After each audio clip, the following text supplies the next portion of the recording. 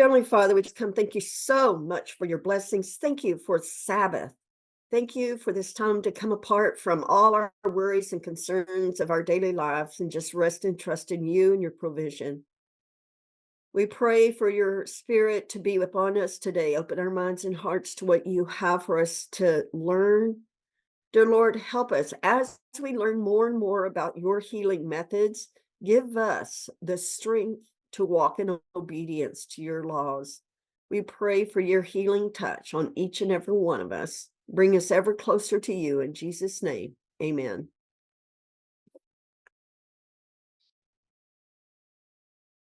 All right.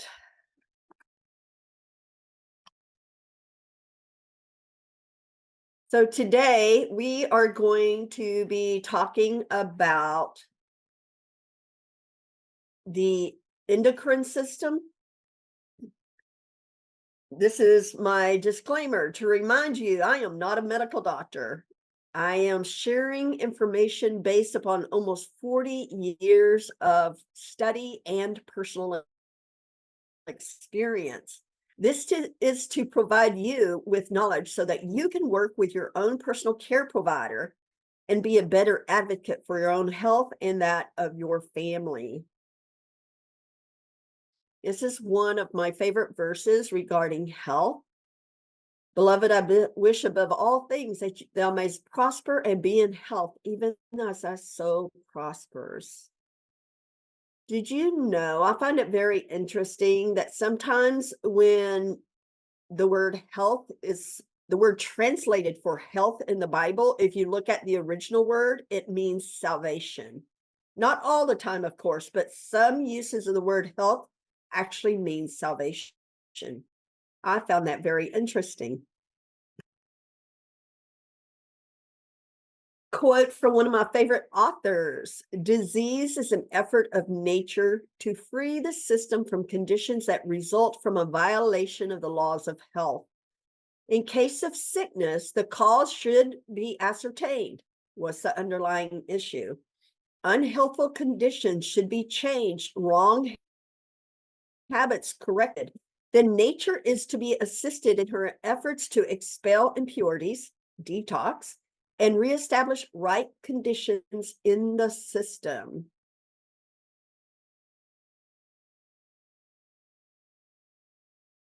Okay, there are 9 organs, mainly glands, that are part of the endocrine system.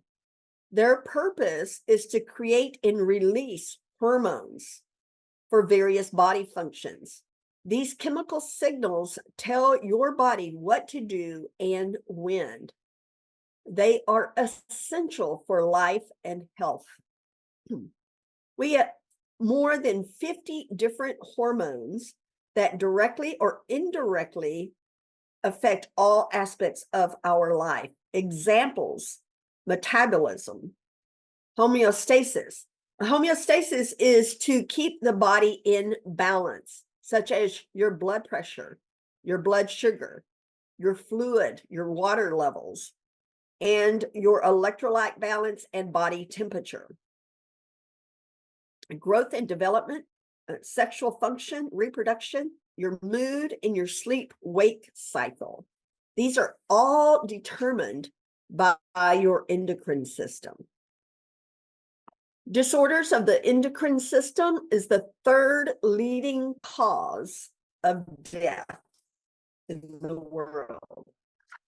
And now we are going to learn why. These are just some of the different types of endocrine disorders.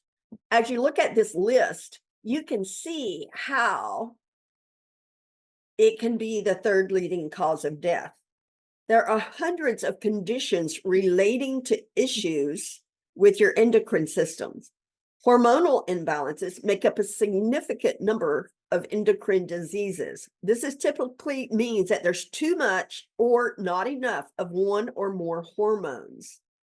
But issues directly affecting endocrine system glands and organs, like benign or cancerous tumors, also account for endocrine diseases. So they fall into these categories: diabetes and metabolic conditions. That's type 1, type 2, gestational diabetes, metabolic syndrome, and obesity. Obesity is an endocrine disorder. Adrenal tumors, pancreatic cancer, parathyroid cancer, pituitary cancer, thyroid disease, hyper or hypothyroidism. Even like if you're having problems with your menstrual cycle, or even erectile dysfunction, growth hormone deficiency or excess, hormonal acne, infertility, menopausal disorders, PCOS, premenstrual syndrome, osteoporosis, any type of calcium or bone disorder, vitamin D deficiency. Now, over 95% of people are deficient in vitamin D, which is horrific considering you can get it for free by going outside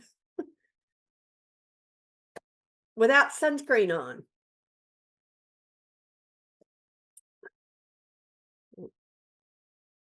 Our focus today will be the thyroid and adrenals. Your thyroid is right here. It's a butterfly-shaped gland in your neck below your Adam's apple, and it is the chief gland of energy and metabolism, and is like a master lever that fires up the genes that keep the cells doing their jobs. You can think of the thyroid as a functional mechanism in a complex machine, as every cell in your body has thyroid hormone receptors. Now, your adrenal glands, also known as your supraadrenal glands, are small triangular-shaped glands that are located on top of your kidneys. They're part of your endocrine system and produce certain hormones that help regulate several important bodily functions, including metabolism, like how your body transforms and manages the energy from the food you eat, your immune system, your blood pressure, your response from stress, and your development of sexual characteristics. Your adrenal glands are composed of two parts: the cortex, or the outer region, and the medulla, which is the inner part. Each part is responsible for producing different hormones.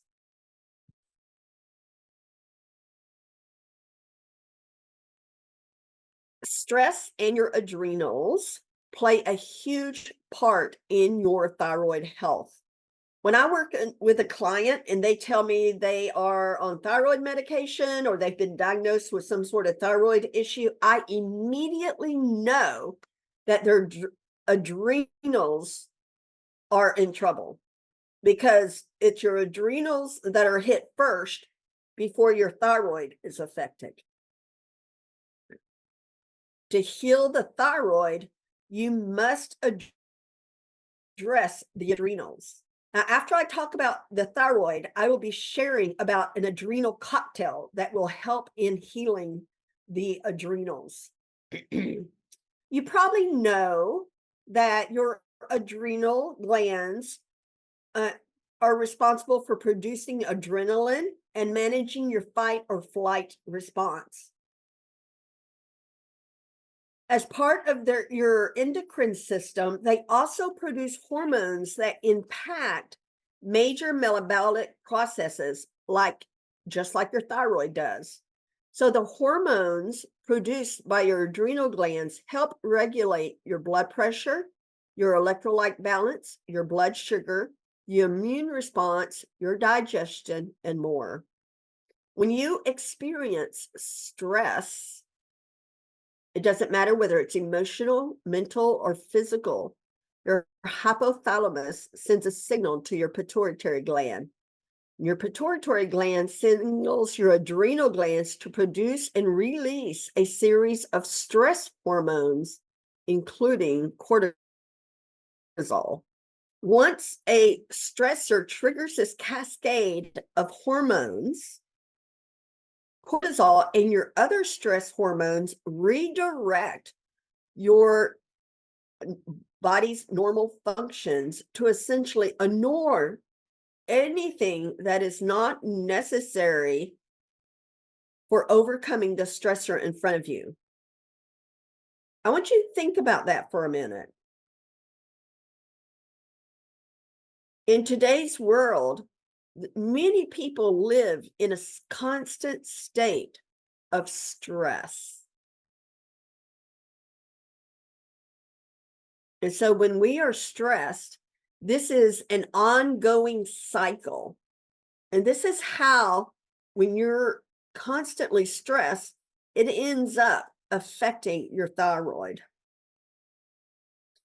This means that functions such as digestion, immune response, and thyroid hormone production and distribution are temporarily put on hold or slowed down until the stress has passed.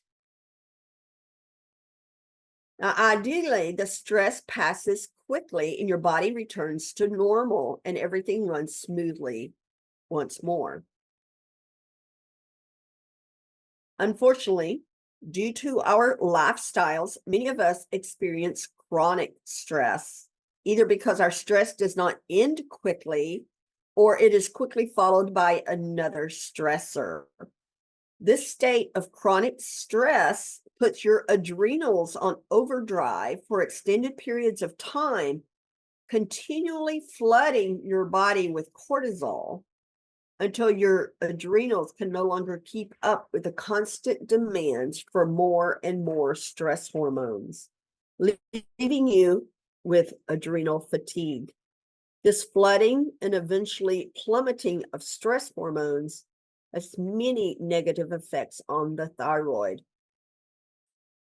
It becomes a negative feedback loop with your hypothalamus and pituitary gland. Once it enters it's your bloodstream, it signals to your hypothalamus and pituitary to slow down so they don't trigger any additional stress hormones. These organs also regulate thyroid hormone production, so it slows down as well. Stress hormones affect the enzymes that convert T4 to T3. Okay, so this is the active hormone. Reverse T3 is the inactive form of the hormone. Okay, one of them is like the gas pedal and the other's the brake.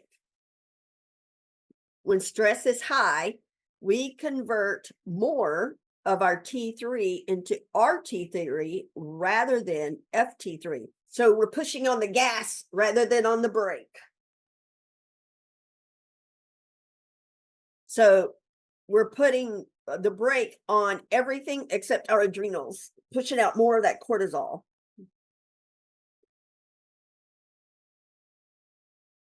The stress response is inflammatory. They are inflammatory immune cells called cytokines, which make thyroid receptors less sensitive to thyroid hormones. So even if you're taking thyroid medication, your thyroid hormones are normal, you can still be suffering from underactive thyroid symptoms. I went to a training once with a functional medicine chiropractor, and she was saying that she never recommends any type of hormone medication like thyroid medication, things like that. Because what that does, it shuts your own organs down. They stop trying to produce because the blood system has these man-made synthetic chemicals in them, and your body doesn't produce anymore. So you're not really dealing with the underlying problem. You're not healing the underlying problem or even addressing it. You're keeping these synthetics going, but you can still have symptoms, even though some may experience a reduction of symptoms. That underlying cause is not being addressed, and it will continue to cascade into more and more problems because it's not being addressed. So when we have prolonged cortisol elevation, this is like in chronic stress, it causes excess estrogen to accumulate. Okay, so excess estrogen, you have estrogen dominance that brings on all sorts of health issues, even cancer can be a problem.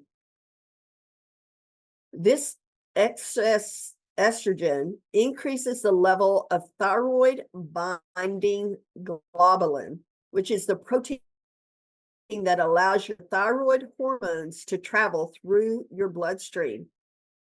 And when your thyroid hormones are attached to this thyroid binding globulin, they remain inactive. So T4 cannot be stored in your tissues or converted to free T3.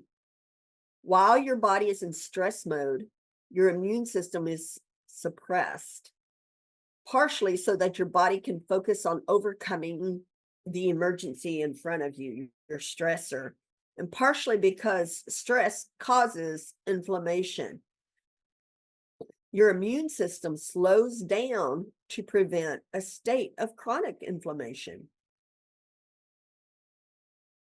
This can lead to an outbreak of viral infections, which can trigger autoimmune disease. Okay, so remember when we talked about the germ theory?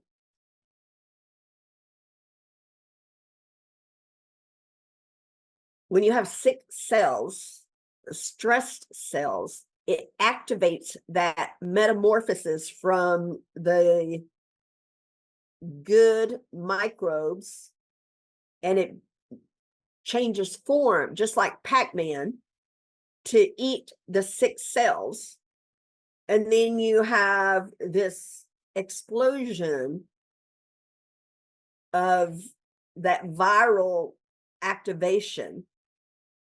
A lot of time, stress will activate,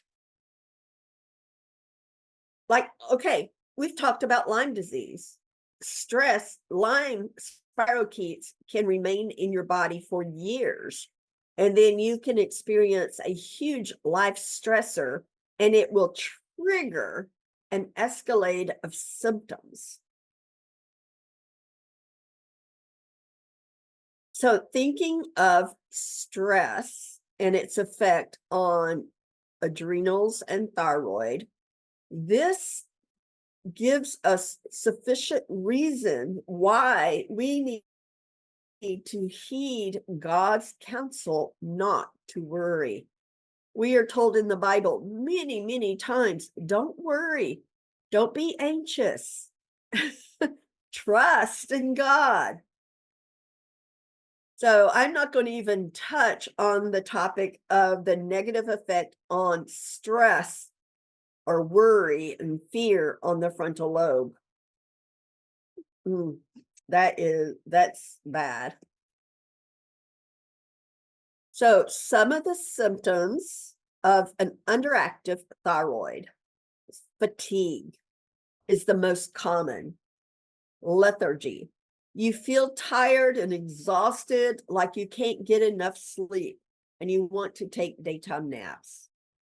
You've gained weight inappropriately, or you're finding it difficult to lose weight despite proper diet and exercise.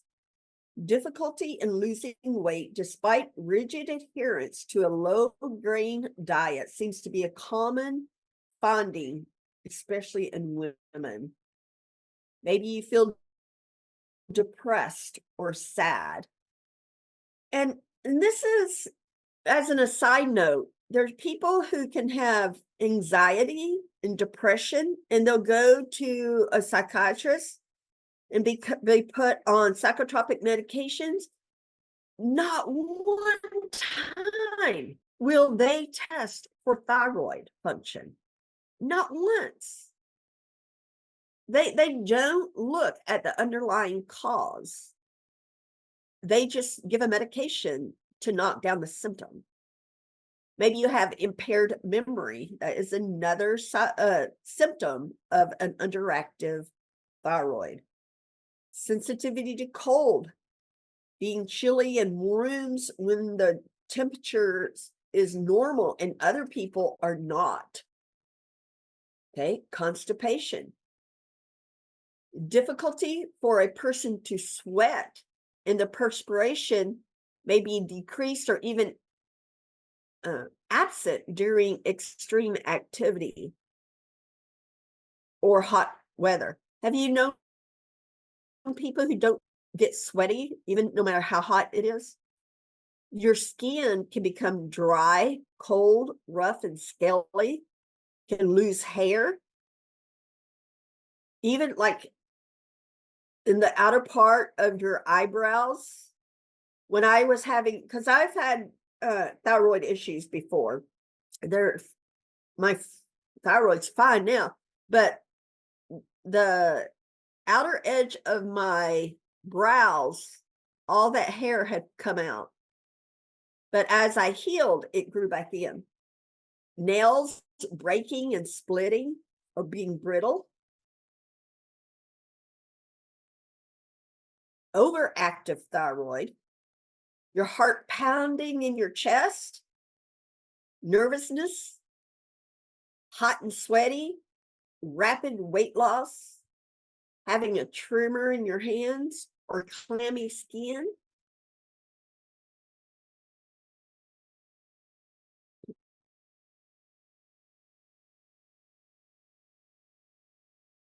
So what happens? How does our thyroid dysfunction?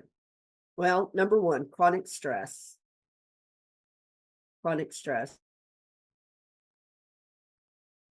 Lack of iodine in the diet. Endocrine disorders. Okay, there are chemicals called endocrine disorders that can affect your endocrine system. These chemicals are in many everyday products, including cosmetics, our food and beverage packaging, toys, carpets, pesticides, chlorine, fluoride, and bromine are all in the same family on the periodic table, okay, as iodine, and they can displace iodine in your thyroid gland. Okay, fluoride. In many communities, they add fluoride to the drinking water. Fluoride is in toothpaste. Fluoride is in many medications. Fluoride is a neurotoxin. It opens up the blood-brain barrier that God put in place to keep harmful things out of our brain. It opens it up and allows heavy metals into our brain. And you end up with things like autism, Alzheimer's.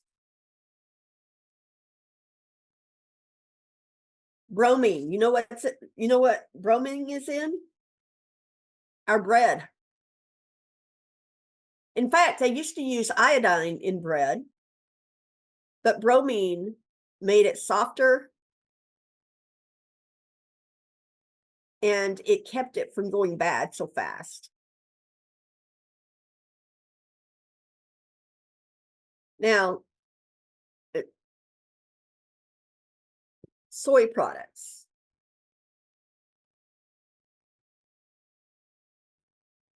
Even when organic, and non-GMO, soy products can impede cell receptors and disrupt the feedback loop in your hormone system. Okay, I know we've talked about soy products before. Occasional use of organic soy, especially like tempeh, the fermented type, uh, does offer some benefits. But if we're using a lot of soy, it can disrupt the balance of our uh,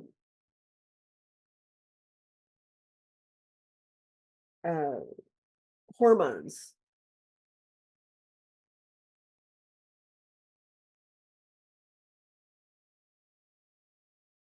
So how do we heal?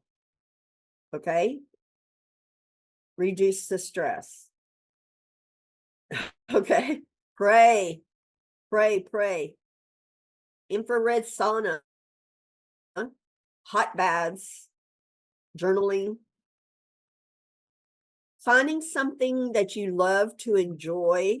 And so that when you are stressed, you go and you just do that, whether it's walking or singing or gardening, reading, something that can help you lower that stress response. Obtaining and maintaining a healthy weight. You do this by exercising regularly and getting the proper nutrition, getting quality sleep. So practice good sleep hygiene. Now, I know we've addressed this before, but optimum sleep time, as far as your hormones, is between 9 p.m. and 2 a.m.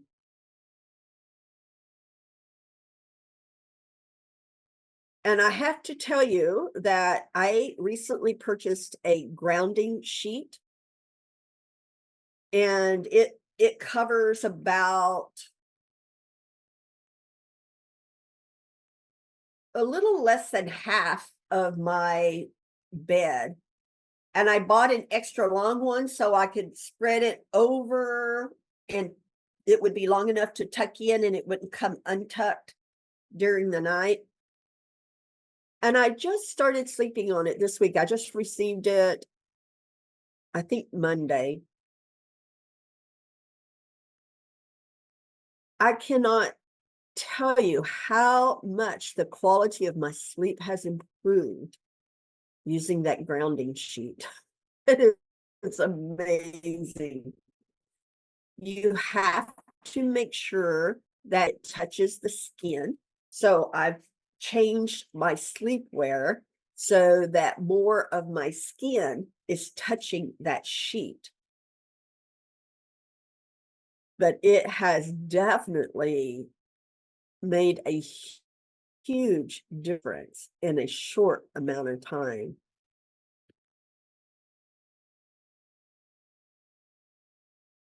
So avoid alcohol or smoking, caffeine. So caffeine causes your adrenals to release these chemicals on an ongoing basis. Caffeine is so bad for you. It restricts blood flow to your frontal lobe by 40%. 40%. I was listening to a one of those Walter Weiss talks. It was talking about how our choices, our lifestyle choices, if we do things we know are harmful, it affects our spiritual health. If we are consuming things that are harmful, such as caffeine, things that reduce the blood flow to our frontal lobe, that is going to reduce our ability to be able to discern truth and error.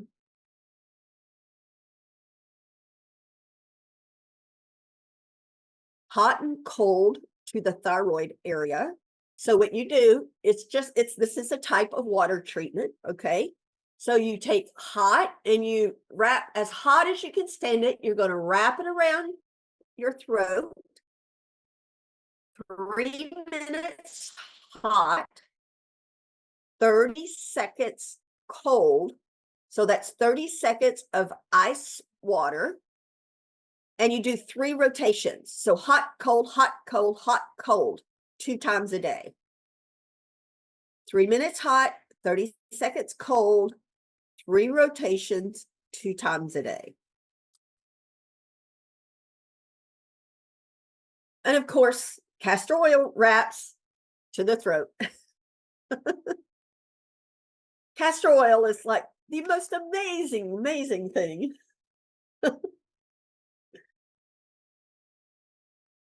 Okay, so here are some herbs that are helpful for thyroid health. Let me get my sheet here that has the details on it. Here we go.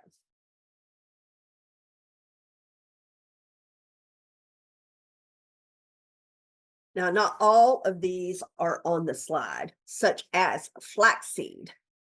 Flaxseed is known for its contribution to digestive health. It's a great herb for the thyroid. Those with an underactive thyroid can use it to help boost the thyroid hormone ratio in the body by consuming flaxseed on a daily basis.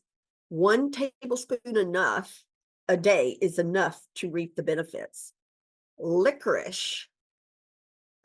Licorice helps to promote thyroid hormone regulation while giving a gentle energy boost. And it also inhibits the growth of certain types of thyroid cancers. Evening primrose. This herb can help manage the symptoms of an underactive thyroid. It works to reduce hair loss and calm heavy menstrual cycles. Evening primrose is also good to promote sleep. I used to take it all the time when I went off of my sleep medication. That was one of the herbs I took for improving sleep. Echinacea is known for its immune boosting properties, and it also promotes thyroid health. Lemon balm is a member of the mint family, and it is a calming herb. It acts directly on the thyroid by blocking some of the thyroid hormone in the body, helping to normalize the activity of an overactive thyroid. I would not take lemon balm if you have a low underactive thyroid problem. Nettle is beneficial for overall thyroid health. It has high iodine, and it can help reverse an iodine deficiency. Nettle is also good for seasonal allergies.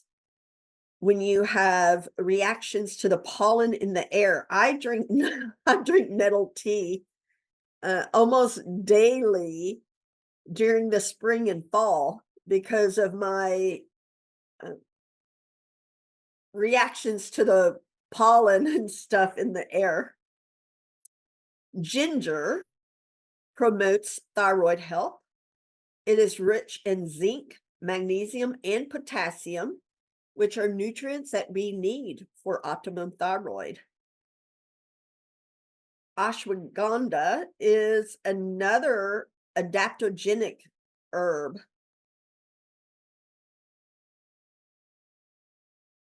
Now, an adaptogenic herb, that means it is good it adjusts itself for whatever is needed, and it doesn't harm the good microbes in the body. It targets specific bad stuff.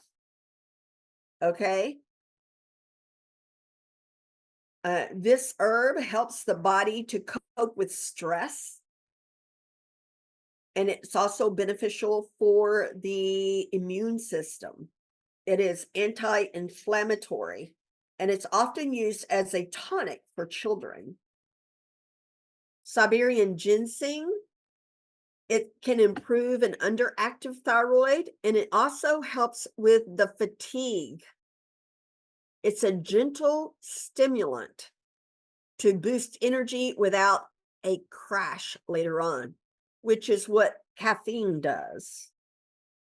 So black walnut, and we know black walnut is good for parasite cleansing. It has a high dose of iodine, which is helpful for an underactive thyroid. Uh, uh, Bacopa stimulates the thyroid so it can fight the effects of hypothyroidism. It regulates the function of thyroid hormone concentration by as much as 41%. And no side effects at all has ever been reported with the use of this herb. Okay, iodine. Iodine is essential. It is not an herb, but it is essential for thyroid health. We know that there's a lot of iodine cell receptors in our thyroid, but also in breast tissue. Iodine receptors are in all cells, but certain organs have higher number of iodine receptors. I supplement with iodine. Iodine used to be used as a cancer treatment. Even today, there are people who use iodine for breast cancer treatment and prostate cancer.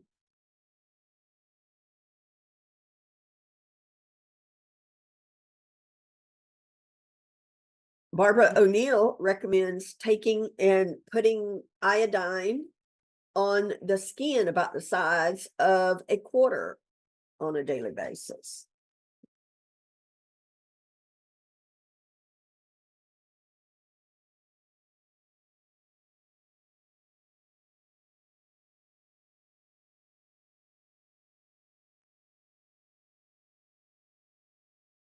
Let's see.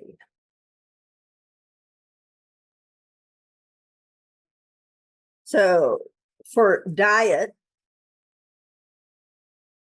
foods that are rich in vitamin D, B, zinc, and healthy fats. We need healthy fats in our diet. These come from nuts, seeds, avocados, and coconut oil or coconut. Uh, we we have to have healthy fats in order to produce hormones. We need to be in my research, it says 100% gluten-free. And the reason they recommend that is because of the way that wheat affects blood sugar levels. The molecular composition of thyroid tissue is almost identical to that of gluten. So for those with thyroid issues such as Hashimoto's, it's a case of mistaken identity. Okay. And eating gluten can increase the autoimmune attack on your thyroid. So be mindful of goitrogens. These are foods that can interfere with thyroid function, such as broccoli, Brussels sprouts, cabbage, cauliflower, kale, rutabaga, turnips, spinach, strawberries, peaches, watercress. Okay, it doesn't mean stop eating those. Those are very healthy foods, but we need to make sure that we're not eating much of it raw. We need to cook it. So when we cook it, it inactivates the goitrogenic compounds. Okay, glutathione. Glutathione is a powerful antioxidant that increases the immune system and is one of the pillars of fighting Hashimoto's. To increase your glutathione, one of the things you can do is your electrolytes, consuming electrolytes. Barbara O'Neill recommends a crystal or two of Celtic salt with every glass of water. I personally use Sol, which is a Himalayan salt solution. But that and red light therapy helps increase glutathione. It dampens autoimmune flares up, protects and heals thyroid tissue. Some of the foods that help the body produce glutathione is asparagus, peaches, avocados. And it's really funny because, see, this is why you do not stop eating your goitrogens, because they help with the glutathione production. You just need to make sure you're not eating a lot of them raw. You need to cook them. Okay, address underlying food sensitivities. Just like the body's attack on the thyroid in the presence of Hashimoto's, the body will also see offending or inflammatory foods as an invader and will up your autoimmune response. Do a gut check. So a whopping 20% of thyroid function depends on a sufficient supply of healthy gut bacteria. So probiotics is needed here. So foods that are rich in iodine: cranberries, potatoes, navy beans, lima beans, prunes, green peas, bananas, Himalayan salt. A half a gram provides 250 micrograms of iodine. Green beans, pineapple, rhubarb.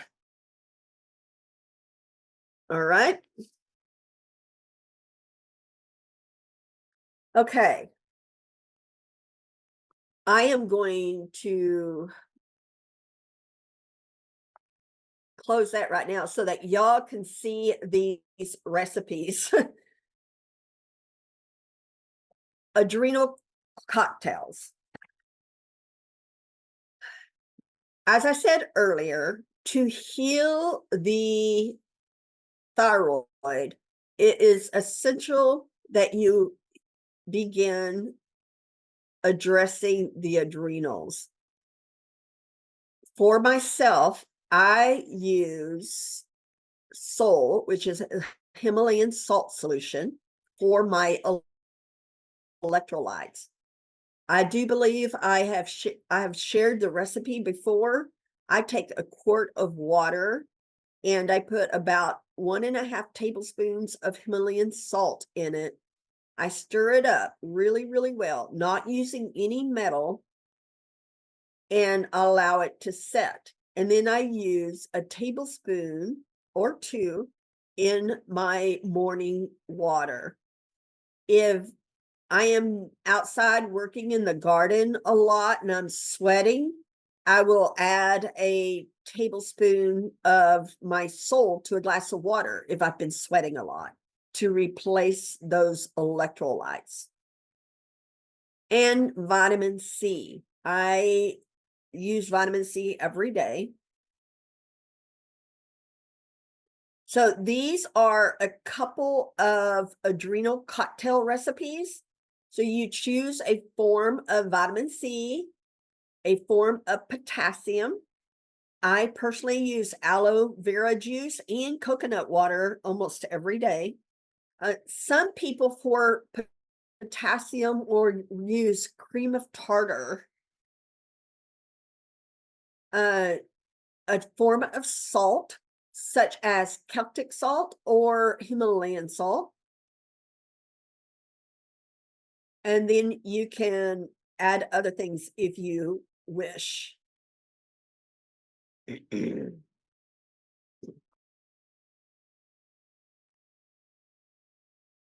Now,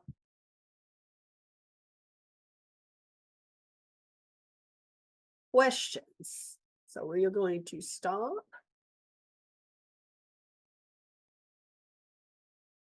Yeah, wow. Thank you so much, Maryruth. Again, I think, oh, I have to listen to this all over again. And I want, maybe you can share a little bit of your testimony. When you discovered that you have low functioning thyroid, what did you do step by step, and how long did you take to recover? Maybe you can share a little bit about that. Okay. Well, I was extremely sick. I mean, I was very, very sick. Okay. Uh, with the thyroid. And it really, the first thing I did is switch to a whole food plant-based diet. Okay. And I remember it was 10 years ago this month. And I was I was to the point I knew I had to take charge of my own health. Other words, I would not see my youngest son reach adulthood. That's how serious it was. So every Sunday, I would remove something that was inflammatory to my, I mean, we can think, okay, I'm going to stop this and stop this and stop this and stop this. And you know what? It doesn't work. You cannot stop everything. You cannot make all these changes all at once and keep at them. You cannot maintain all that change at once. So I tell people when I work with someone, I was in a really desperate, so I did one a week. Okay. But I usually recommend one a month. Okay. It takes 21 days to make a habit. So, first thing was switching to a whole food plant-based diet. Next, I removing gluten. Okay. Then I removed high fructose corn syrup. Okay. Anything, of course, changing just the change to a whole food plant-based diet. When you are starting to cook from real ingredients rather than packages and frozen items and stuff like that, that reduces your exposure to high fructose corn syrup. But a lot of processed foods use that, and it's been renamed. I think I think it's called amino sweet now. I think that's the new name because people are waking up. And so they're just renaming it instead of removing it. So I cut high fructose corn syrup, and then let's see. The next I cut nightshades because I had a lot of joint pain, a lot of arthritis. I had degenerative arthritis in every vertebra of my spine. The doctors didn't even know how I was walking. I was barely walking. I was barely able to walk because of the pain. It's all gone now. And from removing nightshades. Okay, your nightshades are your potatoes, tomatoes, chilies, peppers, eggplants, tobacco.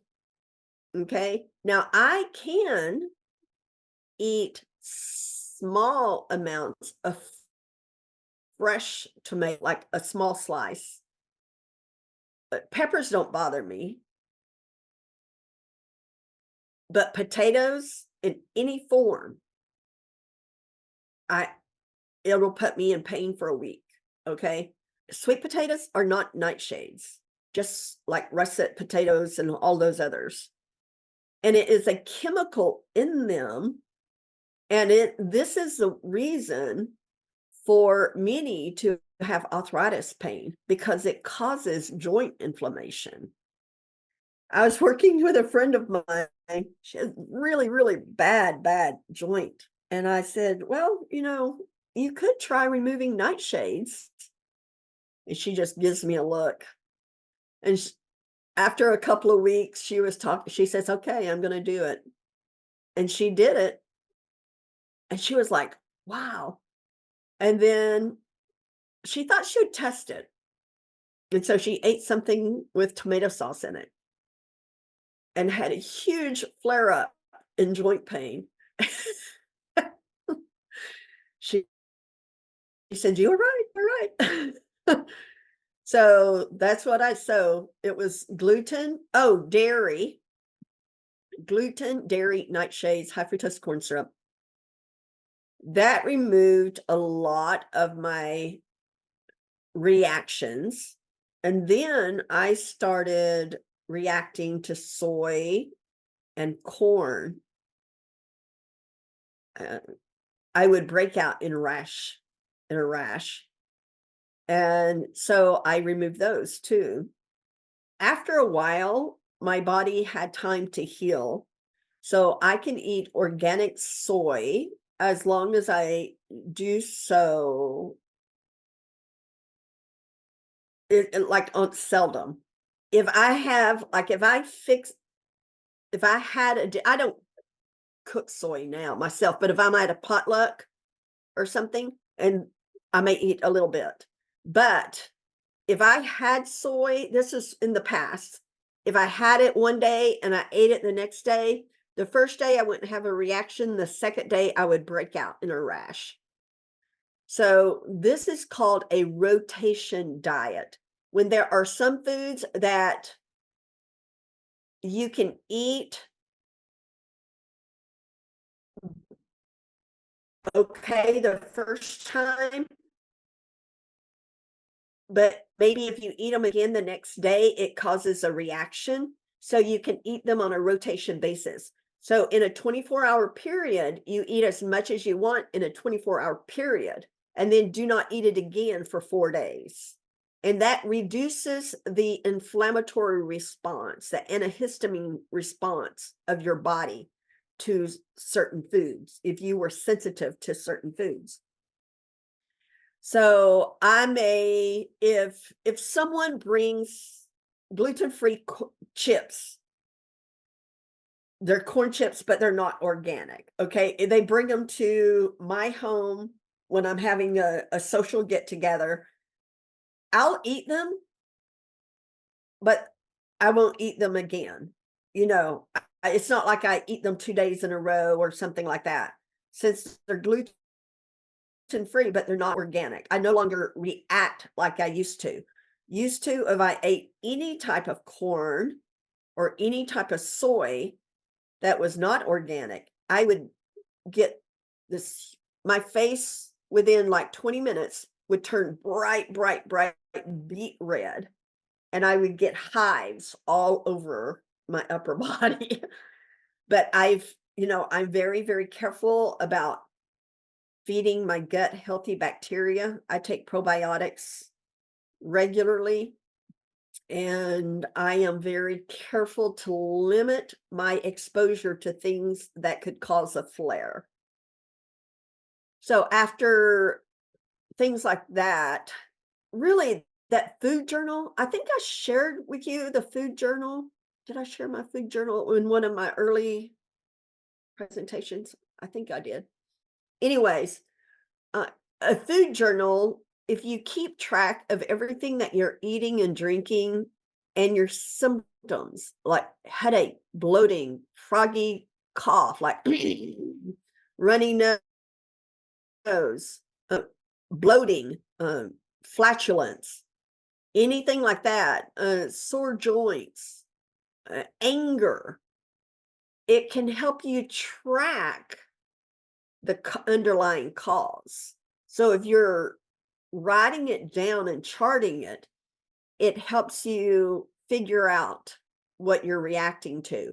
And sometimes it's not that we need to remove a food completely, it's that we just need to rotate it.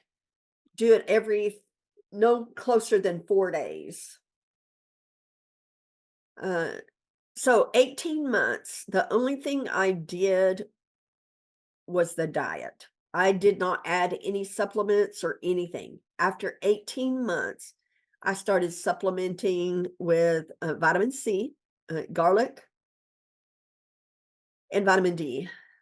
Later, I learned about turmeric paste, which was a lifesaver.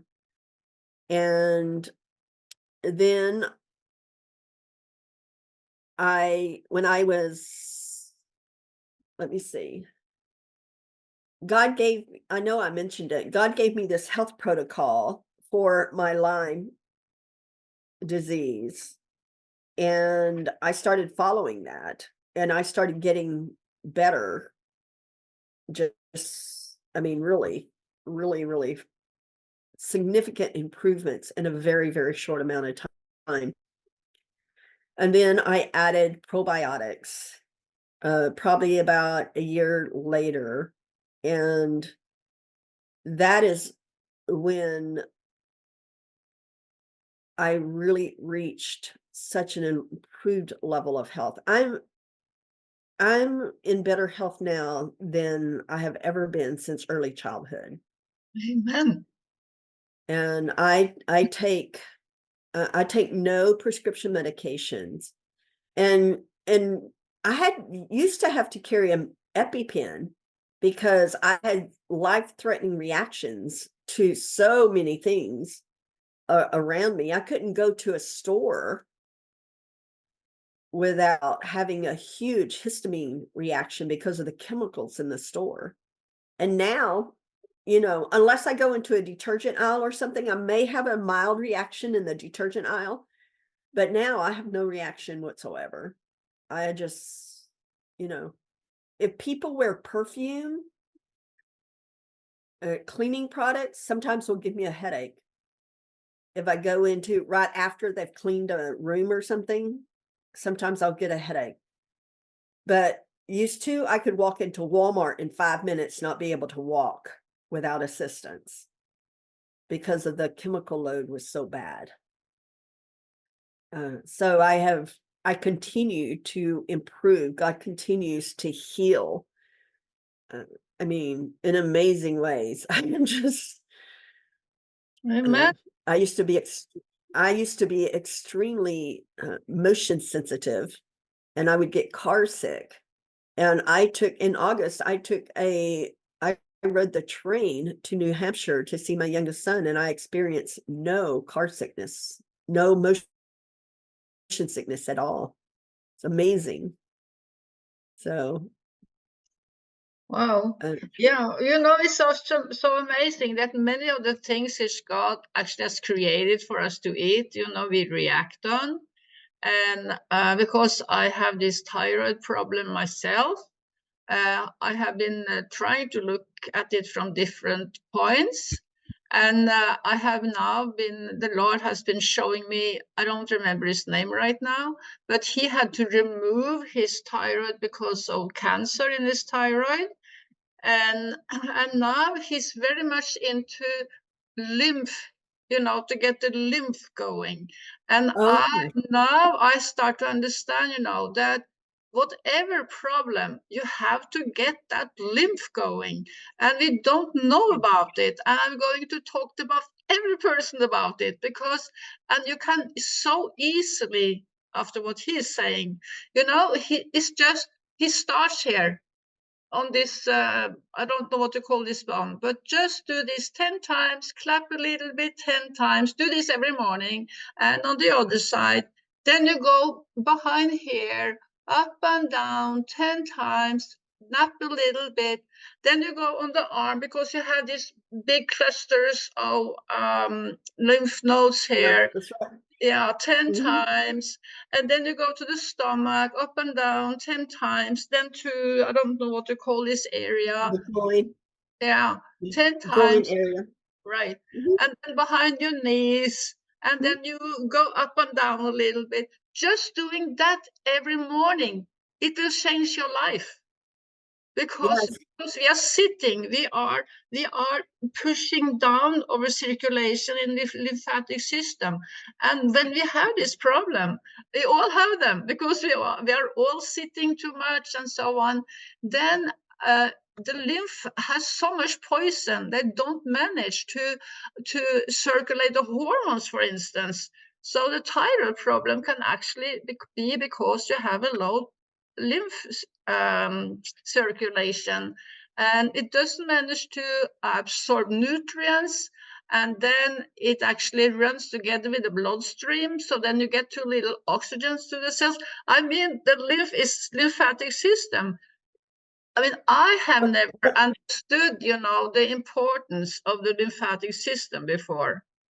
yeah, the lymph system is the body's sewer system. I mean, it's how we get rid of things in our body. And if it's stagnant, which it is often in many people because sedentary lifestyle or medications, okay, you're sluggish. But rebounding, using that little mini trampoline is excellent for lymph. Walking, moving, on YouTube, you can look up and you can't do it on yourself very well, although you were giving a wonderful example of how we can stimulate our own lymph system. But you can find out how to do a lymph massage. Okay. I've done this for various people and it gets the fluids moving in your body. I usually do it like if I have a client that I'm doing a castor oil wrap on, after they're under that wrap for an hour, then I will do a lymph massage on them. Okay. And that gets everything moving and it helps the process of elimination. Yeah. Our lymph system is extremely important. Yeah. So, Mammon Wilson, he was suggesting for me to use 9 capsules of what to call that iodine product again. Oh Lugels? no, no, this powder. Help, Uh, help, what? Hemp? help. Yeah, kelps. Kelp. Yeah, oh, Kelp. kelp. Yeah. So that will be 3 teaspoons of kelp 3 times a day. But I get so tired. Boy, it really knocks me out. I Wow. have never taken capsules before. I know that it is a popular way to get iodine. Uh, But I take in powder. I take 3 teaspoons of powder and then I mix it with water. It tastes mhm. awful. but Imagine. yeah, but I really get tired. So I was just wondering if it has some kind of cleansing effect. Is that why you get tired? Well, iodine does have a detoxing effect. So you are dosing yourself with kelp, which has iodine in it.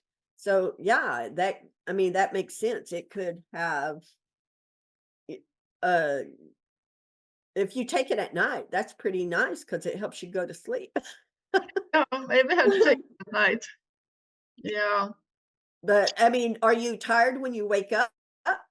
I mean, do you remain groggy? If you remain groggy, you might be taking too much. But I mean, because we're all individuals. Some people don't need as much as others. Right. Uh, Well, I have this other EMF problem, so my head is a little groggy. I think it's groggy all the time. Um, Yeah.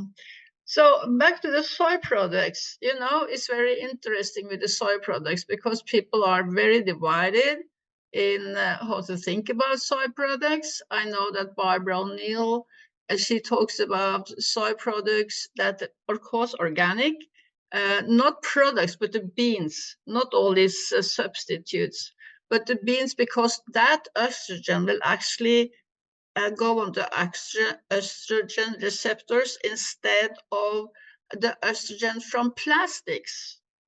So it will protect us from the bad effects from, it seems like I don't manage to get away from the plastic for some reason.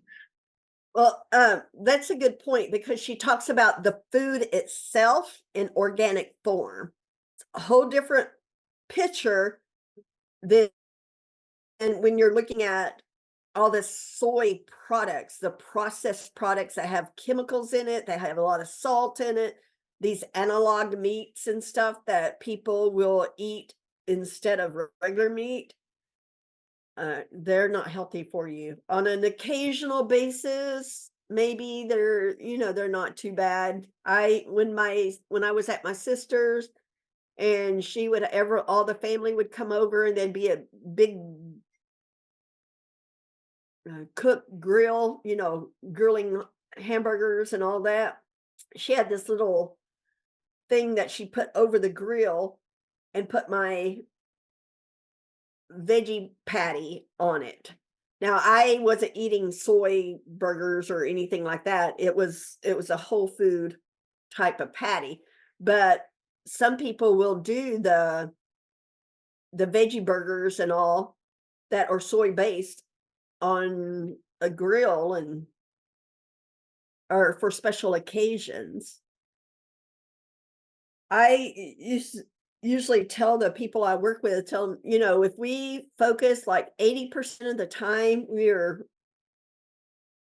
eating just the way we are supposed to. If we 20% of the time, if we're eating maybe a soy burger or uh, corn that's not organic or something like that, don't worry about it. Okay?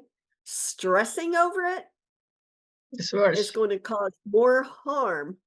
That doesn't mean, oh, 20% of the time I'm going to go pig out on sodas and candies and things like that. No, I'm talking about 20% of the time you may eat inorganic soy or corn.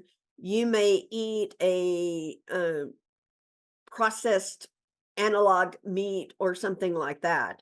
So I'm not saying 20% making really bad choices, eating cake and cookies and all that. But don't worry if you're doing your, you know, doing your best. And when you're in a social gathering, sometimes, especially during the holidays, we get together with family and friends that do not necessarily eat the way we choose to. Don't worry about it. Right. That's good news before Christmas, right?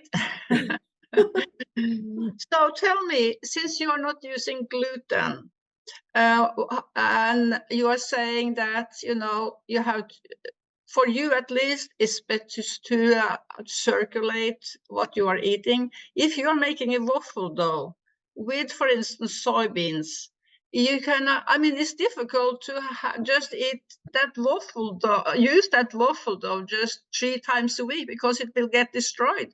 Or that's half of the question. What are you eating instead of bread? What do I eat instead of bread? Yeah. I eat flatbread and tortillas. I make my own. But when I looked up flatbread, you have to fry them all the time. And that I don't want to fry. I don't, well, I bake. You can bake them. uh, I don't really fry things. I saute sometimes. Uh, like you can use water in place of oil. I have a nonstick skillet that doesn't have, it's a special one. It doesn't have the bad chemical stuff in it. And I cook it with no problem.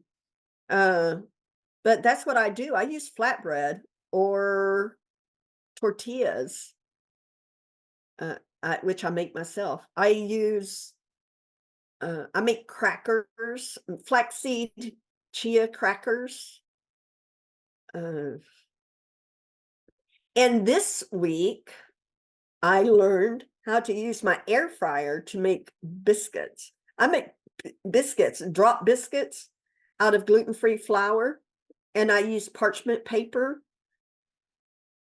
on the cookie sheet. But in my air fryer, my friend came over and she showed me how to make biscuits in an air fryer that are, look like regular biscuits.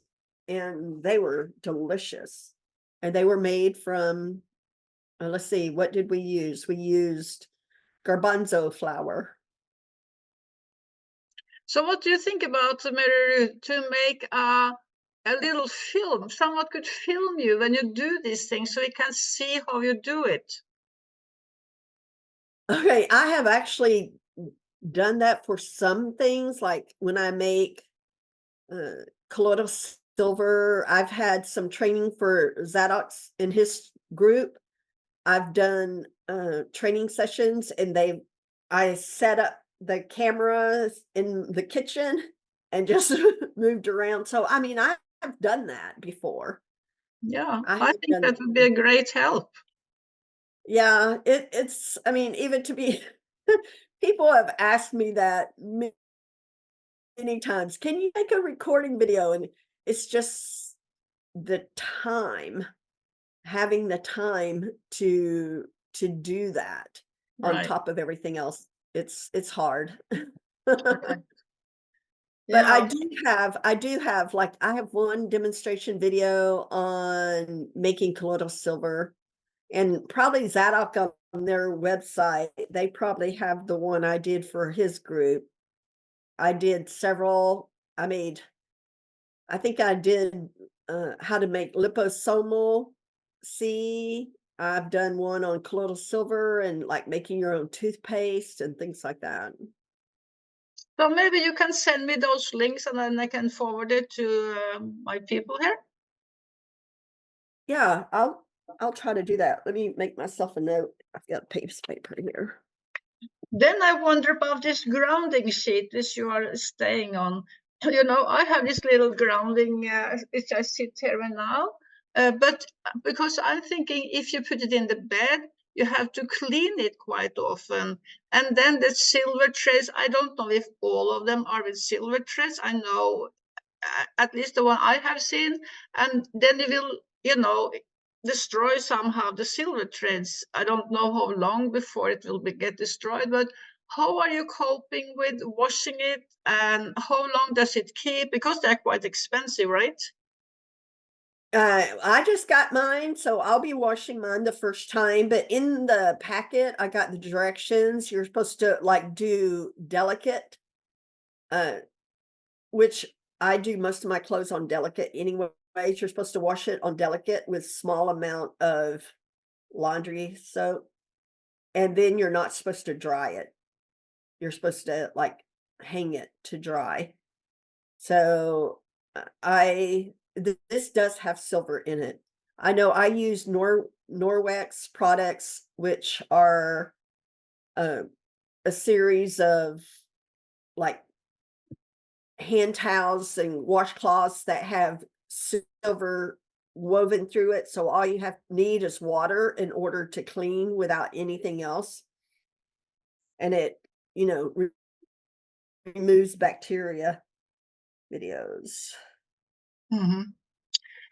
Then I have a question about these fermented foods. You know, when I became an Adventist and I saw this that they were going to ferment cabbage, I thought, strange, you know, why don't we eat it like the Lord was giving it to us? And then I stayed away from fermented food for most of my life. And then I heard about all the benefits. I think, okay, maybe I have been wrong all these years. Then I started to ferment. And then we had Dr. John Clark on Zoom, and he was talking so much about this was rotten food, and they have found lots of bacteria and viruses. And in kombucha, you know, it's just as much alcohol as in light beer. And I have a friend, and she's constantly tired, and now she has high blood sugar, and she don't understand why, because she's really eating healthy. So, you know, how are they Okay. going to think? So, fermenting was one way people stored preserved food in the past before refrigeration. Okay. They used a salt brine. Uh, Fermentation is a process that alcohol is developed. Now, just like when it's when you start fermenting, when you ferment and you just do it a couple of days, you have the probiotic bacteria and everything that develops, and you can stop that process by refrigerating it. It does not continue the process to develop alcohol and stuff. If you continue to allow it to ferment further and further, then alcohol starts developing. And then if it continues on without the process being stopped, it becomes vinegar. Okay. So that's that process for myself, okay. The beginning stages where it has the good probiotics before the alcohol starts, I think that can be a good source for some people for probiotics. Okay. Some people, sauerkraut, that has not been processed.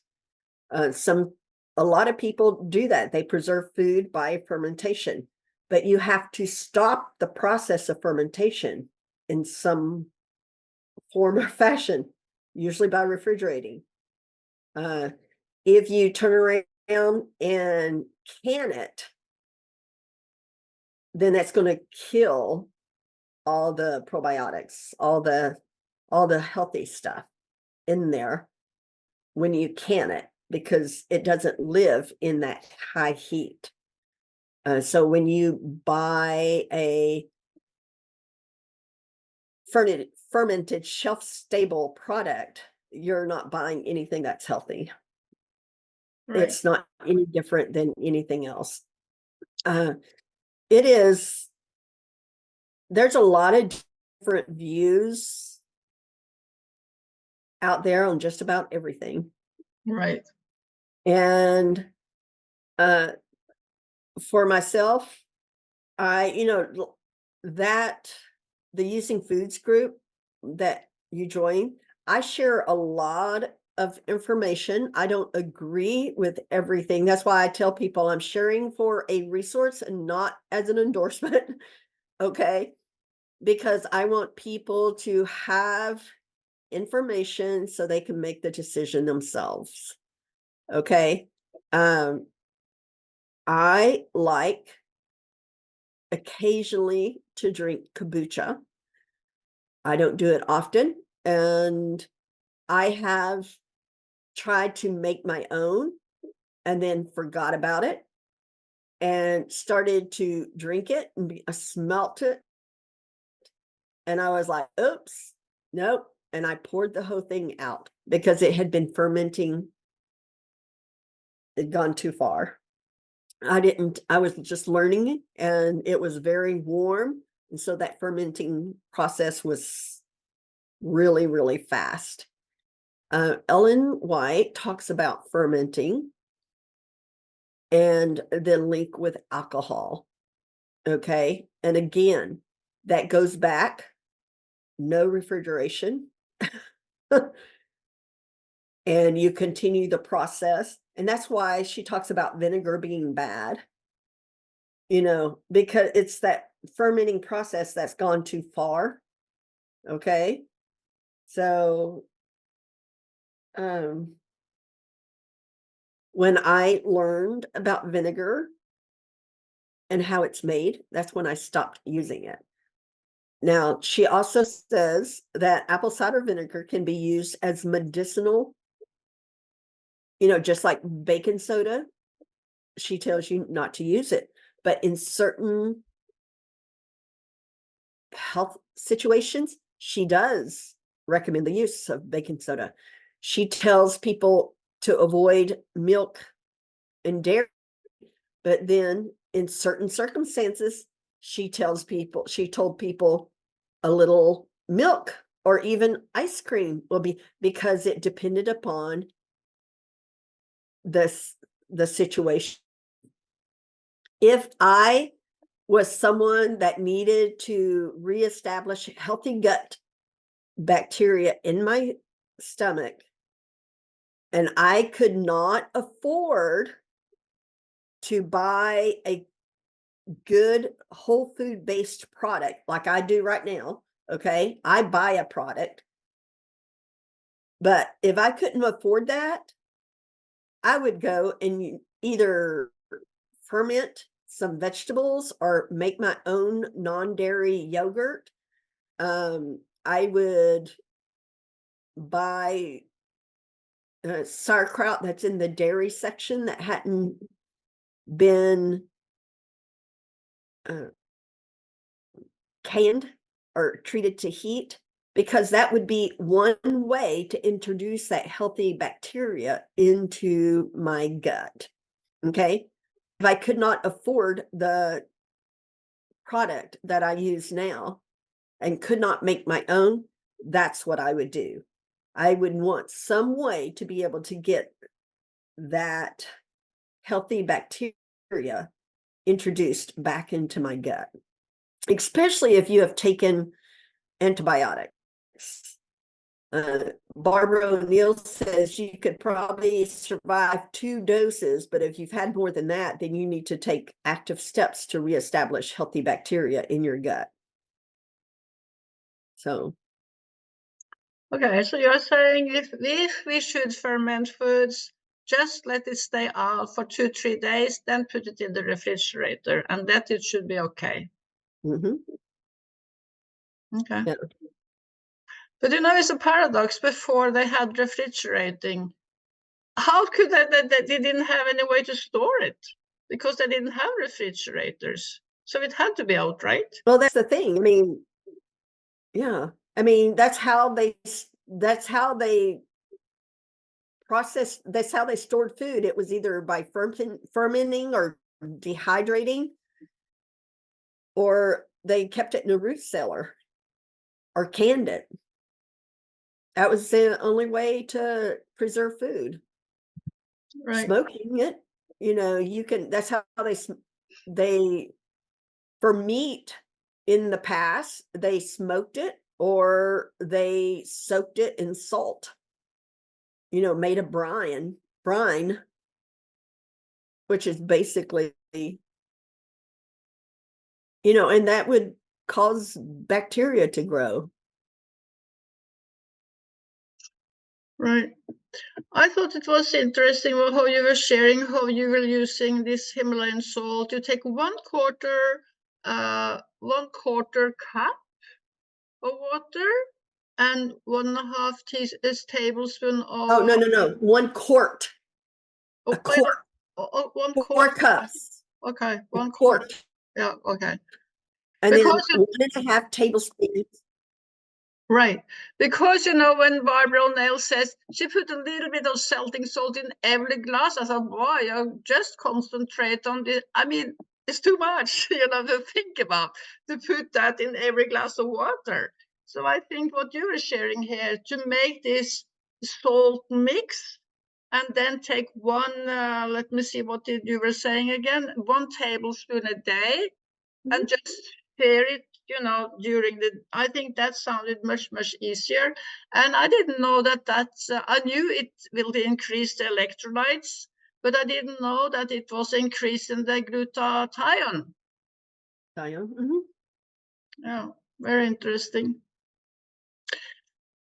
Just with the Himalayan salt solution, you be sure not to use a metal lid or metal spoon. Cannot use metal with it, Right. and it does not have to be refrigerated. I don't, and you don't shake it or stir it. After it'll settle and you'll see the remains at what didn't dissolve on the bottom, you just leave it there. Right. It doesn't have to be stirred every day. Yeah, it's interesting what you were saying about baking soda. I have been encouraged now to use some baking soda for a problem I have discovered. And so you know, the Lord is so good. He wakes me up around 1 or 2 every night so I can take it because it shall be far away from any food. So, and it actually keeps my urine on 8, between an 8 and 9 all the time. So it will take infections. So, yeah, yeah, Sister White is so balanced in what she's sharing with us. I know. It's very important that when you hear, number one, not to go to extremes on anything. You know, I try to offer a balanced look at things, and some people love to pick certain things, and they take them out of context of what she is giving counsel on. But if we read in context and read all of her stuff about it, she has a very balanced view.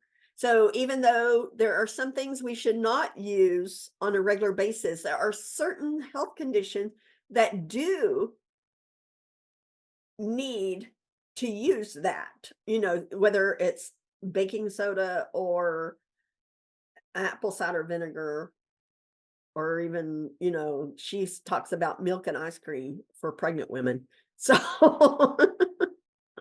So, when you uh, think about the apple cider vinegar, so would you say that the person, I mean, very many people today, they have too little stomach acid.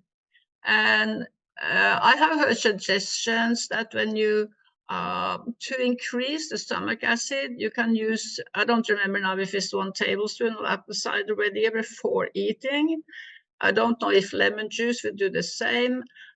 Because I mean, if you have too little stomach acid, it makes so much. I mean, it's so important to have enough stomach acid. okay. So for low stomach acid, the first thing you need to remember that the water we drink today determines how much acid we have in our stomach tomorrow. All right. So if we're not drinking enough water, we're going to have low stomach acid.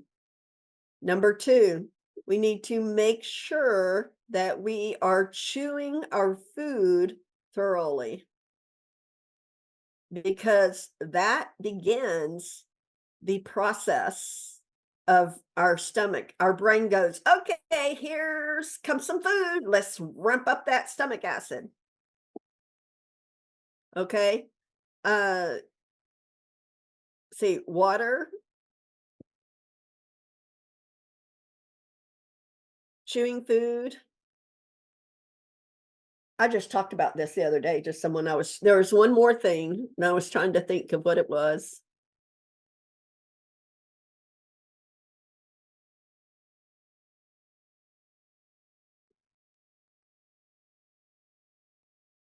I think it was 30 minutes before a meal. You could take, yeah, I believe it was. Let's take a tablespoon in a glass of water, just a little tiny bit. of either lemon juice or apple cider vinegar. But